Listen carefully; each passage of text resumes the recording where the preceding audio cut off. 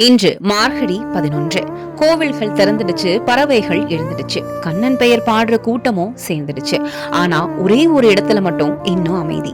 யார் அந்த வீடு, யார் அந்த தாய், அந்த அமைதிக்குள்ள என்ன ரகசியம்? அந்த ரகசியத்தை திருப்பாவை 11 ஆண்டாள் நமக்கு அழகா சொல்றாங்க.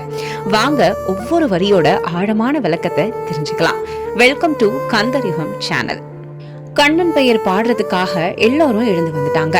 ஆனா யசோத வீட்ல இன்னும் அமைதி. யசோதை யார்? அவங்கள இப்படி ஆண்டாள் ஏன் புகழ்றாங்க? கற்றுக்கறவை கணங்கள் பல கறந்து நல்ல பயிற்சி பெற்ற பசுக்களை மேய்த்து அவைகளிடமிருந்து நிறைய பாலை கறக்கக்கூடியவர்.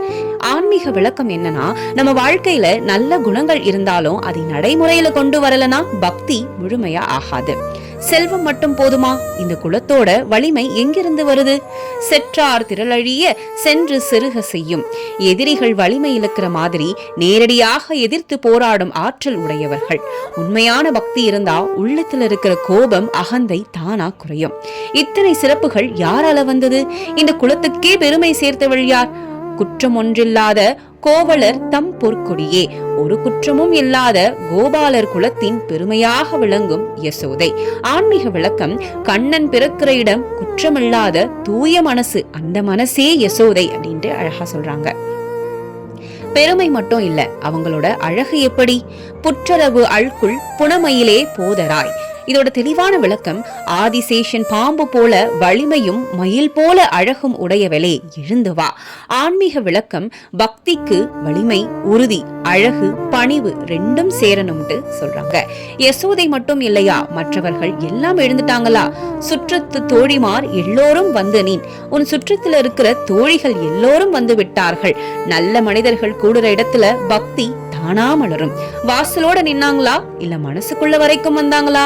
முற்றம் புகுந்து முகிழ்வண்ணன் போர் பாட, உன் வீட்டுக்குள்ள நுழைந்து மேகம் நிறம் கொண்ட கண்ணன் பெயரை பாடுறோம். கண்ணன் பெயர் வெளியில கேட்கணும், இல்ல உள்ளத்துல ஒலிக்கணும். இப்படி கூப்பிடுறத தப்பா எடுத்துக்க மாட்டாளா? சிற்றாதே பேசாதே செல்வ பெண்டாட்டி நீ, எங்கள் சின்ன வார்த்தைகளை தவறாக நினைக்காதே. அகந்தை இல்லாத மனசுதான் பக்தியோட அடையாளம் அப்படின்னு சொல்றாங்க. இத்தனை பேர் கூப்பிடுறப்போ இன்னும் ஏன் அமைதி? எற்றுக்கு உறங்கும் பொருளேலோர் எம்பாவாய். இப்படி எல்லாம் நடக்கிறப்போ எதுக்காக இன்னும் தூங்குற? ஆன்மீக விளக்கம்: உடல் தூக்கம் இல்ல, இது மன தூக்கம் தான்ட்டு அழகா சொல்றாங்க. இந்த திருப்பாவை பயணம் யசோதையோட முடிவில்ல. இன்னும் 19 பாசுரங்கள் நம்ம மனசை மெதுவா வெடிக்க வைக்க காத்திருக்குது.